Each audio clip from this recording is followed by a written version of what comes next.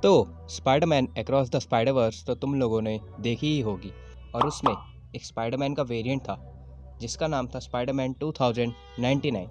Well, उसे मैं paper से बनाने वाला हूँ, जिसे बनाने के लिए मुझे लगा पेपर, सीजर्स, ग्लू, कटर और पतला पेपर पेस्टिंग के लिए। तो इसकी शुरुआत करूँगा टोर्सो से। इसके लिए मैं सबसे पहले पेपर पर एक टेम्पलेट ड्रॉ करूँगा, कुछ ऐसी, और इसे कट करके एक शेप निकाल लूँगा।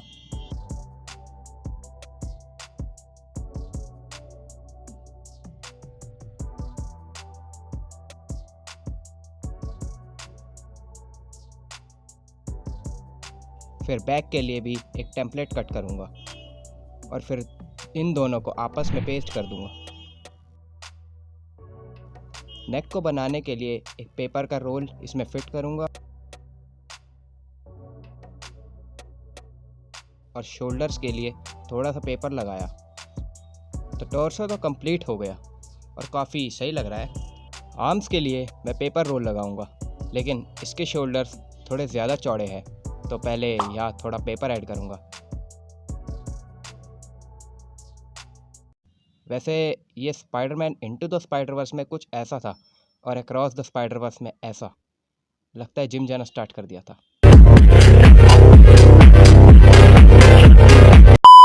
वेल, आर्म्स तो बना लिए।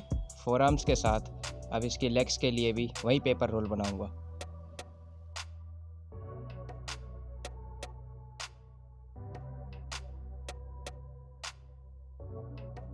अपर लेग्स थोड़ी थिक रहेगी as compared to lower legs, और फिर इन दोनों को पेस्ट कर दूंगा। लेग्स को टॉर्सो के साथ पेस्ट करने के बाद पूरा फिगर कुछ ऐसा लग रहा था। अब इस पर मैं अप्लाई करूंगा क्ले।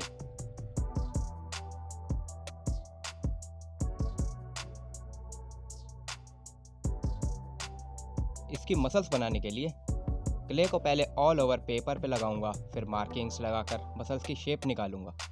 पहले मैंने टॉर्सो की मसल्स बनाई, फिर शोल्डर्स और आर्म्स बनाए, उसके बाद अपर लेग्स और फिर लोअर लेग्स। अब मैं बना रहा हूँ फेस, जिसके लिए मैं ये यूज़ करूँगा ये प्लास्टिक क्ले का। हेड लगाने के बाद ये ऐसा दिख रहा था।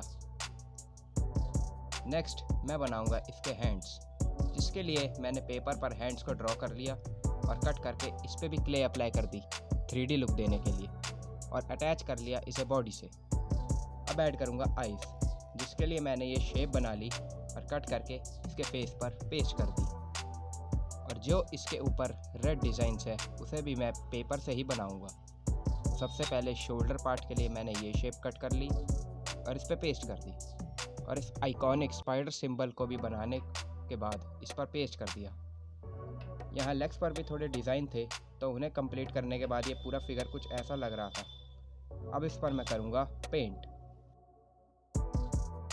सबसे पहले इस पे वाइट एक्रिलिक पेंट का एक कोट अप्लाई करूँगा, जिससे सारे कलर्स और टेक्सचर बिल्कुल इवन हो जाए और बाकी कलर्स अच्छे से दिखे।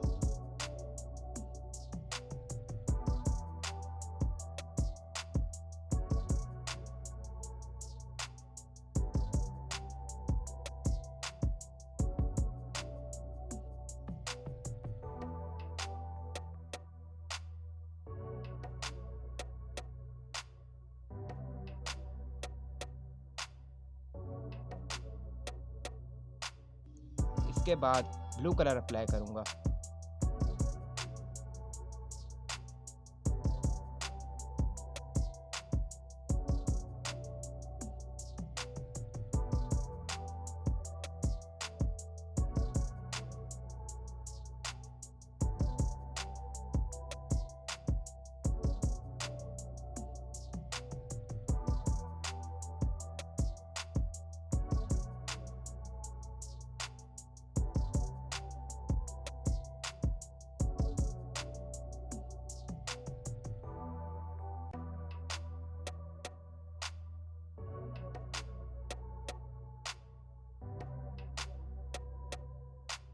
ब्लू कलर अप्लाई करने के बाद रेड कलर, और रेड से ही इसकी स्पाइडर और आइज बनाऊंगा।